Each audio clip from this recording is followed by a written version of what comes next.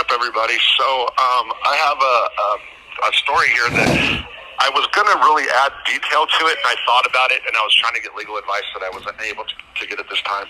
But it'll serve its purpose anyway. This has to do with a Utah-based paralegal by the name of Lee. Got my notes right here. I'm sorry. Lee Anglin. Okay, so that's the last name Anglin. Now, Lee Anglin is a former federal inmate who served time for money laundering, according to the sources I have. I don't have documentation of that, and this is very important. He apparently is a paralegal, like I said, Utah-based. I think he's saying that he works at a law firm, which is Anglin Law Firm out of Utah, with his wife, Jenny. I don't know if Jenny is an attorney or not, so I want to put that out there and make that clear, because if she is an attorney, then it'll make a difference, and here's what I'm saying.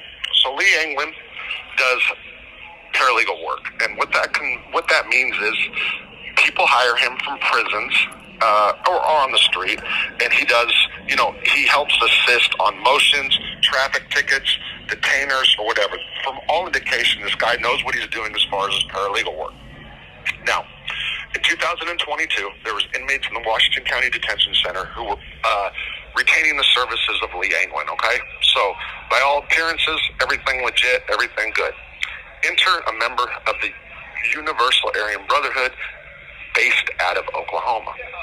I'm not going to put his name out there, even though it was okay. I was going to put his nickname, but here's what happens. While incarcerated, said member of the ABs gets indicted over here in the Western District of Arkansas for aiding and abetting or conspiracy on a major drug trafficking indictment involving 8 people or more. And this guy's solid, everything about him, non-cooperator as far as the convict sense. He's indicted, and he's brought over here to this jail where apparently, or according to other sources, he is given the name of this paralegal, Lee Anglin. I believe everything was on the up and up, meaning he just wanted legal assistance in the beginning, but here's where everything turns. I don't know the circumstances or why. Lee Anglin at some point becomes an F.B.I. informant. So paralegal becomes an F.B.I. informant and is working in concert with the F.B.I. to provide information on said UAB member and a whole bunch of other UAB members, associates, non-associates, accordingly. So here's what goes down. Lee, posing as an attorney, which is not legal, by the way, unless you work in a law firm, posing as an attorney is making attorney-client phone calls up to this jail. So what happens is, if you have an attorney phone call, they take you out of the pod, they bring you up to the front where you are on unmonitored phone calls. If you are a paralegal not working under an attorney, it's not legal for you to then say that you're making attorney phone calls and call the jail and say that you're an attorney. Okay, I want to get that across first. So this is what Lee's doing. Now, at some point, the UAB member and Lee, I don't know if Lee did it first, says, hey, I got some friends here, that can do criminal business. Let's put it that way. So apparently, said UAB member enters into an agreement where they're making moves via the telephone. Okay, so this is what goes down.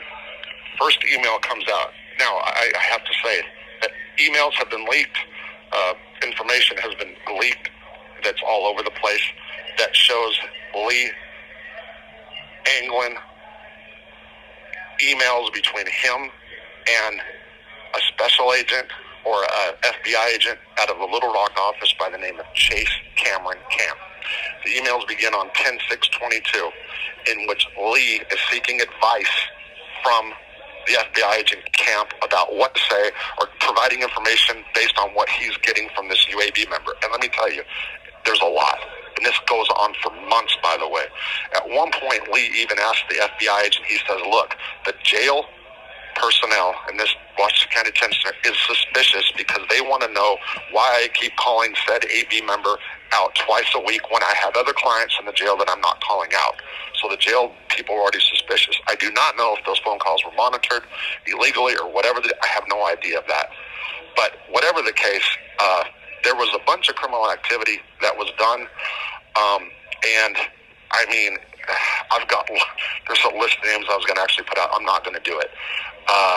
But the most important thing is this: a paralegal, Lee Anglin. If anybody's dealing with this guy, just understand. And I think it's just an extraordinarily scumbag move that he sat there, posed as an attorney, cooperating with the FBI and doing what he did. To law enforcement, you guys got a job to do. I don't know the legalities of what Lee was doing, but people need to be aware of that, and I wholeheartedly believe that. To the members of people that were infected, impacted, I should say, that don't even know it yet. I have some advice, and this is people in the Universal Aryan Brotherhood and elsewhere. This is what I need to say: clean up, lawyer up, and be prepared. And I say that respectfully, because what came out of here, I mean, we're talking about information he provided about military explosive weapons that he's getting from military bases. People got arrested. This has RICO stuff all over it. I would suggest to anybody who's incarcerated that's involved in this or not to get your lunch money together and seek the advice of attorneys that have been involved in RICO cases out of New York. Matt Mary is one of them that I know is really well. And I say this respectfully. And I just think people need to understand that. And what happened, if this was illegal in fact, and like I said, I don't know why Lee did this. I don't know what happened or what came about. To pose as an attorney and to do what he did is just, I haven't personally seen something like that. I know there's been attorneys that have gotten themselves in trouble and then worked against their clients. So if an attorney engages in criminal activity with somebody, I believe that it's full game that they can then turn. I don't know. Again, and it's been a while. I'm rusty on criminal law. I did reach out to some people. I can't get a hold of them, so I just wanted to do this and let put that out there. Because it has huge implications, and usually something like this, when it involves any Aryan Brotherhood gang, which I've said before, people have this misunderstanding that the Aryan Brotherhood is just one big gang. There's many different Aryan Brotherhood gangs. I will say that the UABs out of Oklahoma, I don't. Impressive in the sense that they started off as a gang and became what they became. And I don't mean to say impressive to like have kids join or to praise them, but from a convict's point of view, from somebody who's been in that life, the documents that I read, they really did come up. And as far as in that life, don't recommend people to get into it. So I want to make that point clear.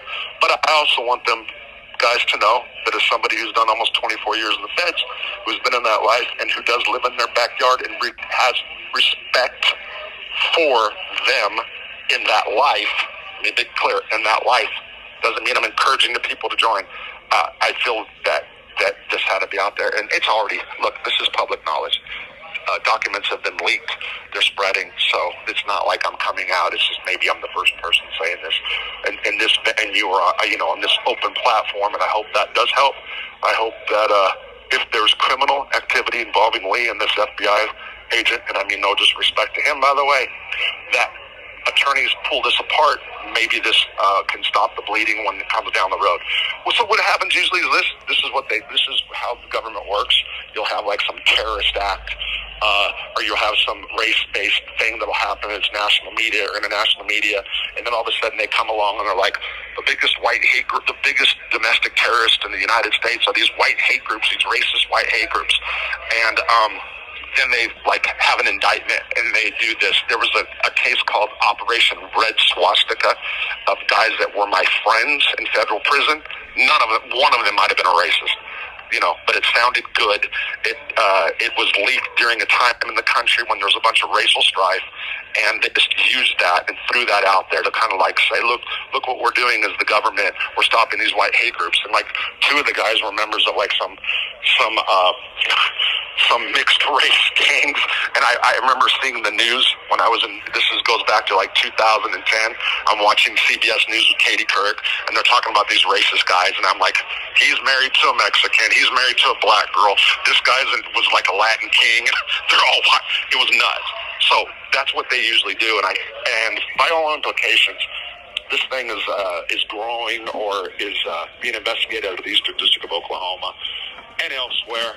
And I think it's tragic that a paralegal, a former federal inmate, who by the way has part of his whole spiel is that he worked with the mafia, he worked with organized crime. That's what he tells people as a marketing tool or marketing gig or whatever you want to say. So just know who he is. Utah-based paralegal Lee Anglin, Anglin. For sure, F.B.I. informant. I've seen the emails, lots of them. First one that I've seen started on that date, and like I said, this isn't like concealed information or classified. This is other places. So that's about it for now. That's what I'm going to say.